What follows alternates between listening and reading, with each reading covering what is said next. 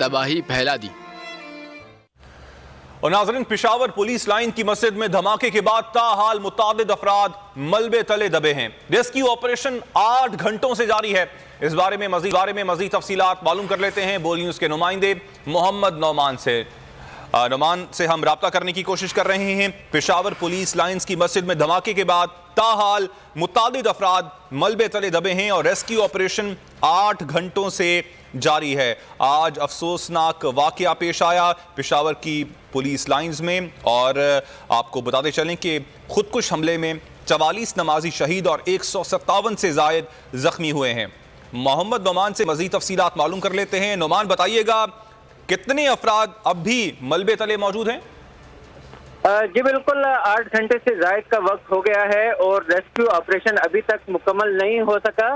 इस ऑपरेशन में अभी भी बताया जा रहा है कि 4 जिंदा अफराद वो दबे हुए हैं और इसी वजह से ऑपरेशन मुकम्मल होने में ताखीर हो रही है, क्योंकि अगर ये जल्दी करते हैं या जो मलबा है उसको हटाने में भारी मशीनरी का इस्तेमाल करते हैं तो खदशा ये जाहिर किया जा रहा है कि वो मलबा जिंदा अफराद के ऊपर गिरकर उनको नुकसान पहुंचा सकता है।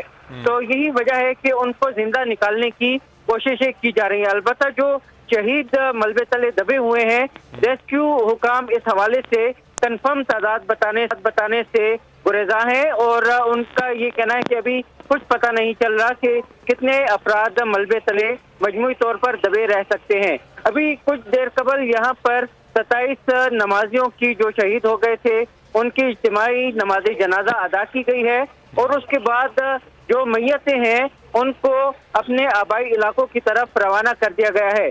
ताहम अभी भी कई लोग हम यहाँ पर पुलिस लाइंस के बाहर देख रहे हैं जिनके प्यारे ऑपरेशन अभी जारी है। नौमान, आपका शुक्रिया। पेशावर धमाके के 65